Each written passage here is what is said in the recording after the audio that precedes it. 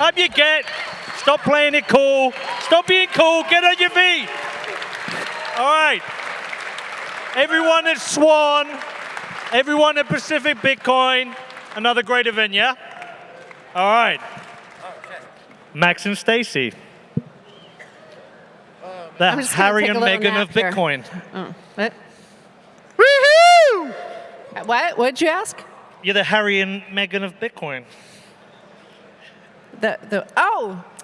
You're so British, aren't you? I'm so British. When you first interviewed us with your podcast, and we were like your third guest, you called us the posh and Becks of Bitcoin. I did. So this joke now has traveled through 10 years, all the way up to the Meghan and William of Bitcoin. No.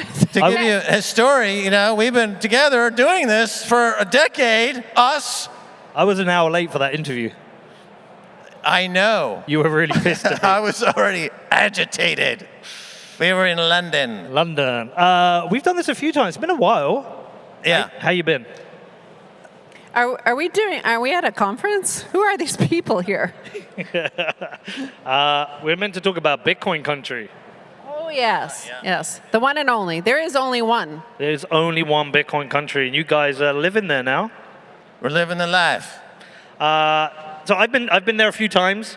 I went there first in 2019. I met Michael Peterson in Uruguay outside La BitConf, and he said, I've got this little Bitcoin project happening in El Salvador. Do you want to come and see it? So I got on a plane 2 days later, went out there and saw this project, which was a seed, which over the next couple of years grew into a country adopting Bitcoin as a legal tender. And you had back surgery. I did. And that was a rough trip for you to make. Not that first one, the last one, I couldn't sit down. Yeah, that's fantastic. That was rough. That was a very big effort to get down there and do that interview. But I haven't been there for a couple of years, so there's perception when you're outside and there's perception when you're inside, and I know they're two different things. So update me. What's going on in El Salvador? What is the state of play? El Salvador is winning. Whee! That's what I always say. Well, I have to say, President Bukele makes it look very easy, but it's a lot of hard work. It's proof of work. We work our asses off. We have a lot of Salvadorans here. They all work their asses off. We do not stop. I know Max and I are working like 80 hours a week. Yeah, we're always working. Max thinks we should, basically, Max and I feel like the Love Boat. Well, probably everybody here is too young for that, but there used to be a TV show called The Love Boat, and we feel like we're the captain. What was the captain's name? Steuben or something like that? Yeah. No, we had that. We were walking down the street one day, and this couple comes up to us, and they say, "Oh my God, Max and Stacy, you're the reason we moved here. And what are the chances of us meeting you?" And we said, about 50%. It's because every day, it's like everyone kind of comes down the same path, and we end up meeting everybody. So we're like the welcome wagon into El Salvador. It's like, welcome to El Salvador. How many times had you been there before you made the move? We went in November of 2021. Then we went back to the States. Then I think we then decided to move back. And we moved in, so we officially kind of moved in within 3 months. We had moved in, right? Yeah, we went back January 3rd.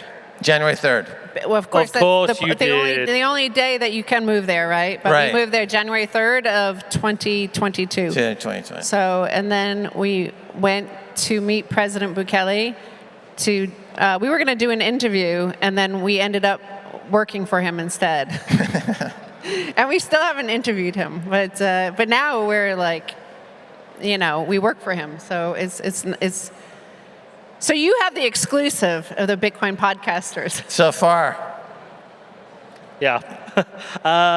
Okay, but that's a quick turnaround. If you go in November, you move back in January. Yeah. What was the deciding factor? Why did you decide to make that move? Because you've traveled a lot with the job. You've been to, like me, you've been to loads of countries, but what was it about El Salvador where you went, we got to live there? Well, I guess personally for me, how I get motivated, when I got into Bitcoin, when we first did our first episode of Bitcoin, John Matonis had reached out to us and said, hey, I'm going to be in Paris, where we were filming the Keiser report at that time. He said, can I come talk to you about Bitcoin? I was like, what the fuck is Bitcoin? And this was in it was in like January 2011. He had emailed me, and he explained it. And I said, hey, Max, because Max created the Hollywood Stock Exchange, there's a thing that's like the Hollywood dollar on the Hollywood Stock Exchange, and this guy's going to be on the show. So he interviewed him. And you could see Max instantly knew it was like different, and he got it. But I didn't. But the comments were filled with hate. Like on the YouTube, everybody's like, they called it a shitcoin. They said that Bitcoin, more like shitcoin, in that first episode of, I think it aired in April of 2011. And people were really angry. And one guy said, this sounds like a scam. So you're saying there's 21 million coins, so whoever invented this is it was $1. They're walking away with $21 million? Like, what a scam. So that turned me on of like, why does everybody hate it? Like, I thought it was just like this toy thing. And so then we started booking more guests and more guests. I'm like, why does everybody hate you? But the same thing with El Salvador is like, it was so much FUD against El Salvador. I said earlier, like when when we were on the runway in Miami to take off to El Salvador, we were coming for the Bitcoin conference, and Rodolfo, the organizer of it, said, hey, we're so glad you came because nobody was coming beforehand. We couldn't sell any tickets. But then they said, oh, Max and Stacy are there. They'll be kidnapped first. So they're all come. And I was like, what the fuck? Like, where are we going? So I was on the runway and Googled El Salvador, and it was like murder capital of the world. And I was like, oh my God, we're going to die. Like, I had no idea I put you into this situation, Max. I'm sorry, but we're about to die. And then we arrived there, and Salvadorans are the nicest people, right? And everybody was so nice, like crazy nice. If you think murder capital of the world, you assume that everybody's going to be like hard and nasty, like New York City or Mexico City. No, everybody's like, hey, so nice. And so I wanted to go back and learn more, right? Yeah, I guess, since they made Bitcoin legal tender, that we wanted to live in the country that had Bitcoin as legal tender, right? And see, because we were always kind of on the vanguard and trying to push the envelope and be where the action is for Bitcoin. And so that's where it is. That's where the citadel, the Bitcoin citadel, is El Salvador. El Salvador is kind of the capital of Bitcoin. And the benefits are accruing to the country in enormous and different ways. And I think that there's a direct connection between Bitcoin adoption and the push toward security, where now the country is the safest country in the hemisphere. It was the most dangerous country in the hemisphere. And I think that has a lot to do with Bitcoin. Of course, the president is a visionary and just an unbelievable, talented guy. But I think those two go together. And I think that the rest of the world should take a lesson from that. I think busting that myth of the danger in El Salvador is really important. I get a lot of emails from people saying, I think I'm going to go into El Salvador. You probably have similar. I think I'm going to go into El Salvador, and they ask two questions. Is it safe, and what should I see? I've been, I think, 5 or 6 times. It's been entirely safe the whole time, but it does have this history of violence, which tends to be concentrated historically in the red zones, which the gangs had control of. And obviously, President Bukele wanted to destroy that reputation, so he implemented his policies to end the control of the gangs, to improve the reputation of the country. But I think that El Salvador, there is a lot of myths about the country. The violence was one.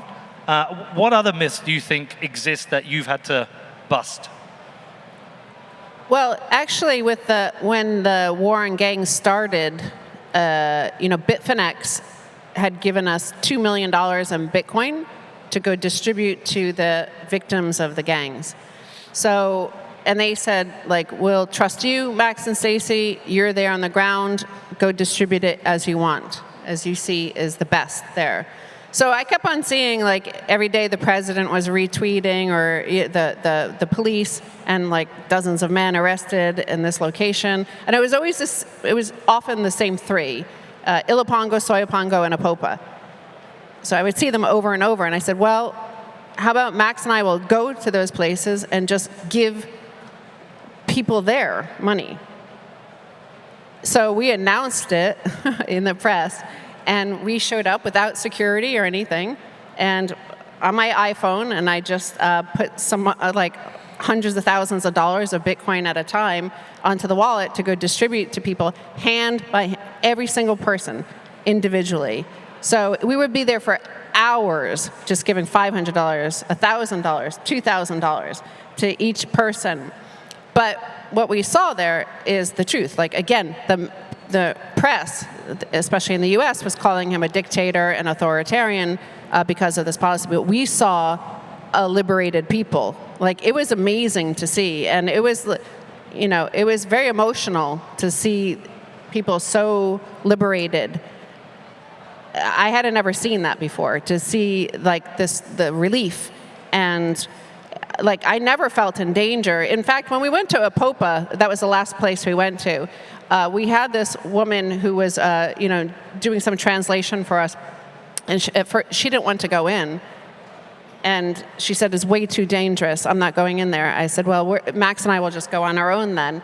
And then she ended up showing up in the morning. She's like, I couldn't let you two gringos go in there on your own. Like, I just thought, like, if they're willing to go in there, then I'm Salvadoran. I should be willing to go in there. And she said it was like it had helped transform her. That, like, imagine that, living in a society where you're afraid of your own neighbors. And you saw now all those places are open to go visit and see. And I think that was really important for the Bitcoin story, because when we first were there, it was before the war on gangs. And I mean, I did think it. I knew Bitcoin would be a success there. I knew Bitcoin companies would come. I knew the Bitcoin investors would come. I knew the Bitcoin tourists were there. But you always did think at the back of your mind that, those people in Ilopango, Soyapango, Apopa, they weren't going to be able to participate in it because economic opportunity could never go there, because they were not part of El Salvador. They were occupied by these gangs in a different territory. So you mentioned that people have accused Bukele of being authoritarian or a dictator. I think those accusations come from, when he first came into power, some of the decisions he's taken. People would argue that the Constitution said single term. It's pretty clear he's going to run a second term. But whatever your thoughts on the position on this, is it not true you can be a dictator but also a liberator at the same time? And the reason I ask this question is, having just been to Lebanon, what was really interesting there, where they've effectively got no government, I asked people what they wanted, and almost everybody said what this country needs right now is a dictator. It's not the answer I expected. Well, you have to understand that the pre-Bukele era in El Salvador, every single institution was broken. Corrupted. The courts were broken, the police were broken, every politician was broken. It was effectively an abandoned country. It was run by gangs. That was the entire economy of the country. To give you an idea of how much gang activity there was in El Salvador, the amount of money they were extorting every single year amounted to $6 billion in a $28 billion economy. And you're talking about 5,000 pupusa sellers and ladies selling pupusas in the street, people taking the bus. When they bust these gangs, they find huge plastic jars full of pennies and nickels that are being extorted from people. So when Bukele became a mayor, he started to answer people's requests for things like, my roof is leaking, and he fixed it. And he became very popular, and then he became the mayor of San Salvador, the biggest city, and he started to fix things. And so he's on a wave of popularity of 92, 93%. Something like 94% of the population wants to vote for him come February. So if you think about dictators in history, I can't think of one that had 94% popularity amongst the population, genuine popularity. He's a guy who took a failed country that had been abandoned, and within the guidelines and laws of the Constitution and the legal system, he built this constituency and this movement, which is anti-gang. Now he's going after the white-collar crooks. and he's liberated the population. It's extremely entrepreneurial. Every single economic metric is booming. Tourism has doubled. And so this is what we would have expected leaders in our own countries to do, right? This is what I thought we had in our country, leadership embracing a meritocracy and freeing the population from the fear of gang violence to be their best selves. But we don't have that in this country anymore. If you want to live in America, move to El Salvador. If you want the Constitution and Bill of Rights, move to El Salvador. If you want to feel the freedom of expression, move to El Salvador. That's the America. The Statue of Liberty is now a volcano, and it's on the tropics, and there's a guy named President Bukele running the joint, and I suggest to everyone who's feeling downtrodden and persecuted and not able to be who they really want to be, get the fuck out of this shithole and move to El Salvador. That's my recommendation to you. But I also think the will of the people is the most important thing, right? It's the people who get to decide who their leader is. And, well, he's a leader. That's why people from around the world are moving there. They're attracted to a leader. Like, I believe he's a 1 in 500 year sort of leader. But one thing he always says is the money is enough if you don't steal it.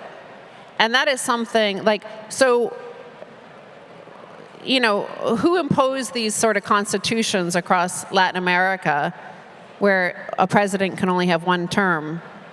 You know, we're sitting here in the country that imposes those sort of constitutions on those countries. But here you have a guy who for the first time is not plundering the nation. I mean, the previous presidents stole $1 billion, one stole 237 million. I mean, in a small economy of like under $30 billion, and they were stealing like a huge percentage of GDP. And that's part of the reason why it's a failed state, because, well, as Bastiat said, when plunder becomes a way of life for a group of men in society, over the course of time they build for themselves a legal system that justifies it and a moral code that glorifies it. And that's what you had in El Salvador. And that's why the people fled. As Roman was saying on our panel earlier, is like there was no hope there because it was all plunder. If the government weren't plundering from you, the president wasn't plundering from you, and all the politicians were plundering from you, and the gangs were plundering from you, there was no option but to flee to America or Canada or Europe. This panel is called Bitcoin Country. And I think a lot of people attribute the success or what is happening in El Salvador to Bitcoin. But do you not believe Bukele would have been successful and successfully changed the country without Bitcoin? Bitcoin is really just one of the tools he's had. But really, this is about leadership. And the reason I ask the question is because people talk a lot about Bitcoin fixes this. And I've been to a lot of countries where I've looked and I think what they need is a good leader, not Bitcoin. I think Bitcoin made him a global leader. It made little El Salvador a giant on the world stage, because if he weren't a leader and the world's media like focused on this guy and he was just a dork and he wasn't a leader and he was just an ordinary politician, then they wouldn't still be covering it obsessively 2 years later. That attention. Well, we were talking backstage about the women's soccer, and the more television coverage of the women's soccer is bringing in better players, is making it more interesting and more exciting, and the audiences are growing. The same thing has happened to El Salvador. The world looked at President Bukele, and we're expecting to be able to mock him. What's his famous saying? He's always, "I told you so." And he tells them all the time, we're going to do this, we're going to be great, we're going to be big, we're going to be successful, we're going to become the safest country in the Western Hemisphere. And he keeps on doing it, just like he said. And they mock and mock and mock, but now they're starting to realize, like, hey, wait, like they're putting out reports, Santander, JP Morgan, they're saying, well, actually it's all working out there and it's going well. And actually there is a peace dividend. There's like, people feel safe there, and so they want to invest there and they want to travel there and they want to go there. So yeah, I think that's an answer. What is the nature of Bitcoin adoption there? Again, I've been there, I've seen it, and we all know, look, it's very difficult to just push people into Bitcoin. We all try, but people kind of find it at their own pace. But at the same time, in El Salvador, they've got to advertise them constantly. They've had to accept it in stores, so you can pay in any store. What is the reality of adoption there? Because I've seen it in El Zonte. To me, El Zonte just worked. Everyone did it. San Salvador, there was a mixed experience. Right, well, there's two answers to that question. Stacy's got a great answer, and she'll get into her answer in a second. And with me, my answer to this question is that Bitcoin adoption is multifaceted in terms of the way one looks at it. Everyone in El Salvador is aware of Bitcoin, and when you become aware of Bitcoin, it's the first step toward adoption.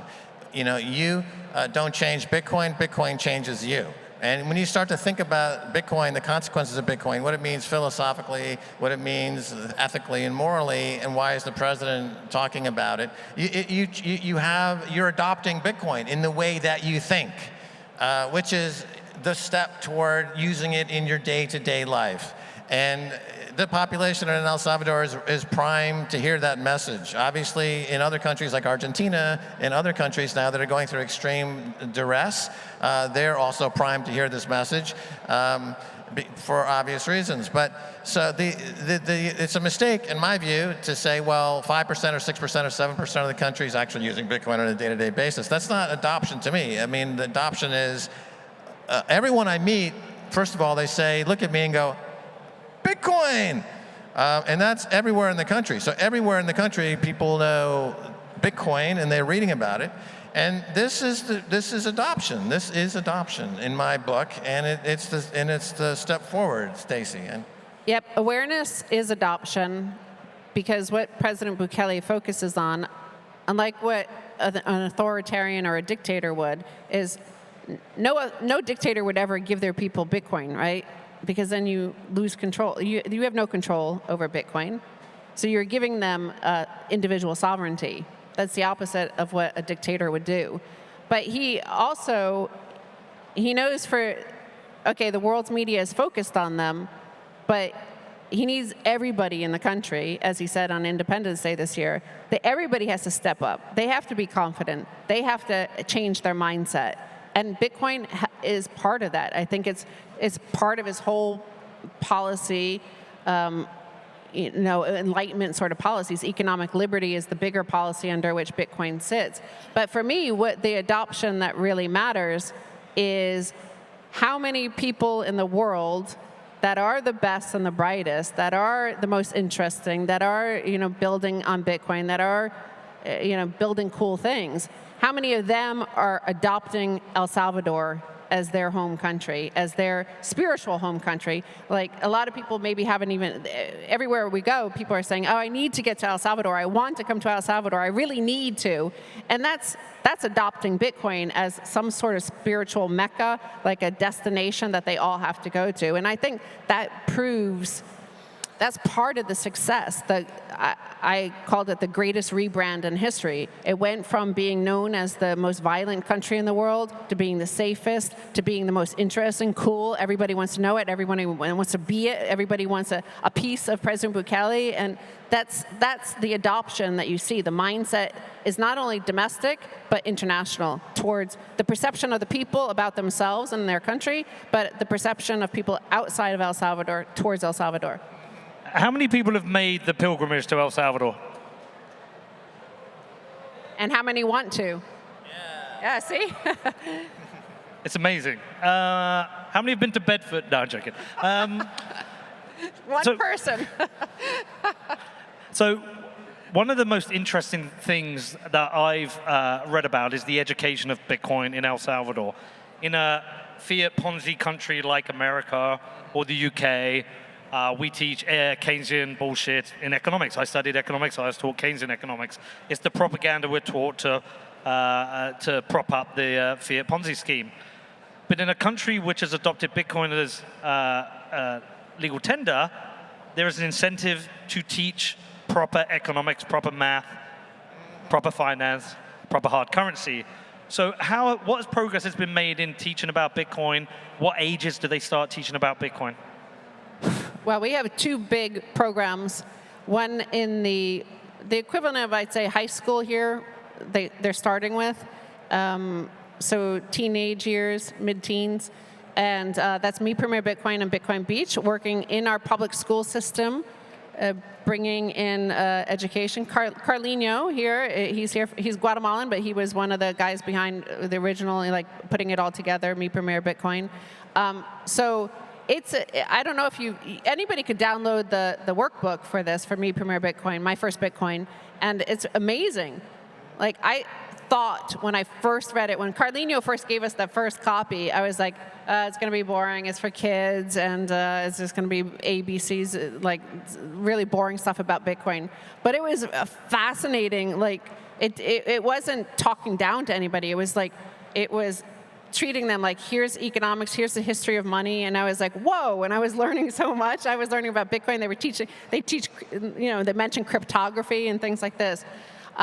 And on top of that, with the Bitcoin office, we brought in, because I realized, like I said, it's proof of work. We're putting in all the work over the past 2 years of building a solid foundation, that this is a genuine Bitcoin citadel, that all members of El Salvador are participating in it.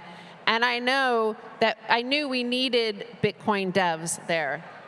At least people with the ability to be Bitcoin devs or Lightning devs. So we created Kubo Plus. Jimmy Song is here. He was very instrumental in being like the first person to inspire me to do this, because he came and taught his programming Bitcoin course to like 7 students like in March of 2022. And then that inspired me to go about trying to find a way to do it on a bigger scale. And we had our partners in Lugano, Folger Ventures, and Bitfinex also. They helped fund this amazing program where they flew Jimmy Song, Saif Dean, Peter Todd, Lisa Niga, like the top names in Bitcoin, educators and core devs. And they taught our students, 21 students, who endured this like rigorous program, across like 4 months in total, but 3 weeks of really intense in-person boot camp style, hackathon style. And now 6 of the students actually yesterday arrived in Milan. They're going down to Tuscany for a 2-week course on Lightning. So, we're putting a lot of effort, serious amounts of money and effort into training our own population to be equals with the rest of the world in terms of Bitcoin. We're a Bitcoin country, and we should be there. And these students you see, by the way, like their parents at first thought this must be a hoax, that they were like their kids were being offered this education, and they would Google and see like Jimmy Song, Peter Todd, and like, oh my God, like these people are really important, and they're coming here and teaching my kid. Like, why? Like, I can't believe this. And you saw 4 months ago, the kids were really nervous and shy, and now they're all like teaching. They go on their own. They're like teaching local communities across El Salvador. They're confident. They're going to be at Lugano Plan B Forum, and they're going to go up on stage and speak. And you're like, wow! In 4 months, they're like Bitcoin experts. They really are.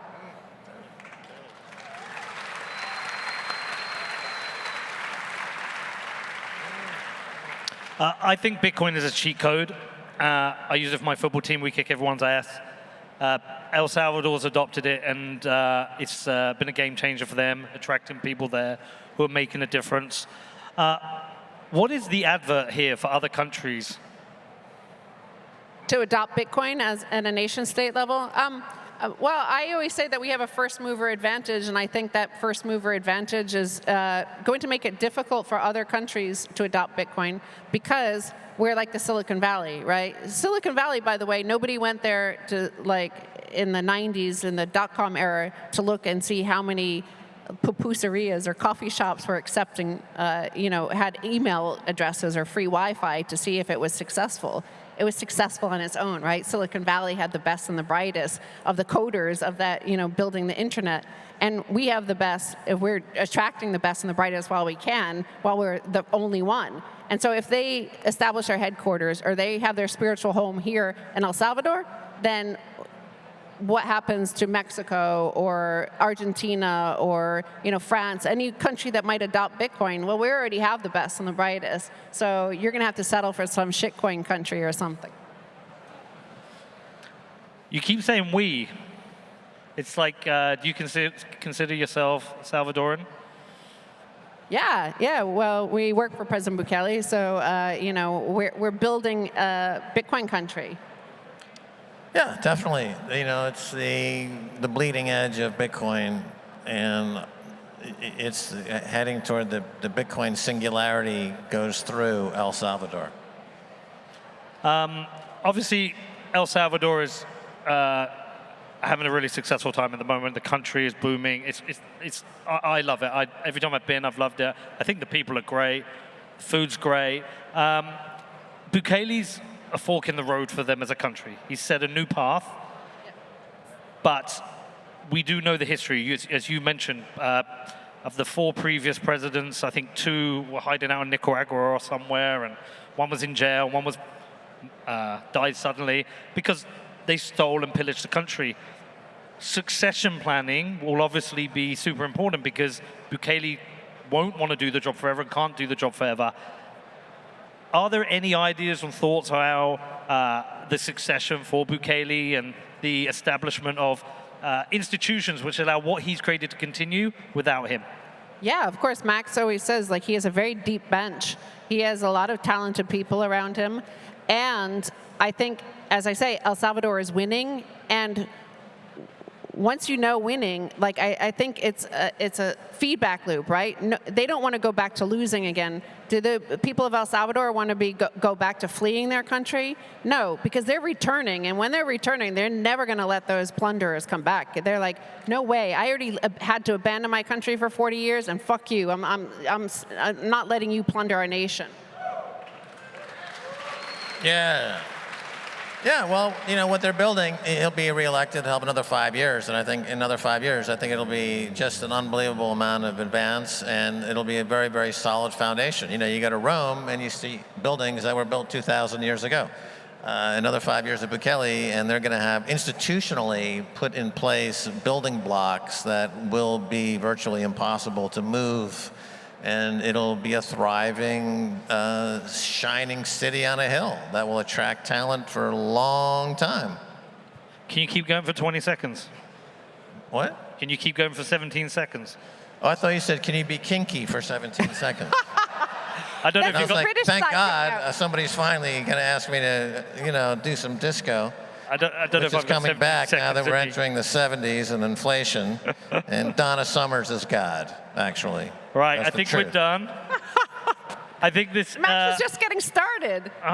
Okay. We can have another 17 seconds. So I think we're done. Thank you, Max, Stacy. We've done this so many times over the years. I really appreciate your time. Thank you, Corey. Thank you, Pacific. Big round of applause.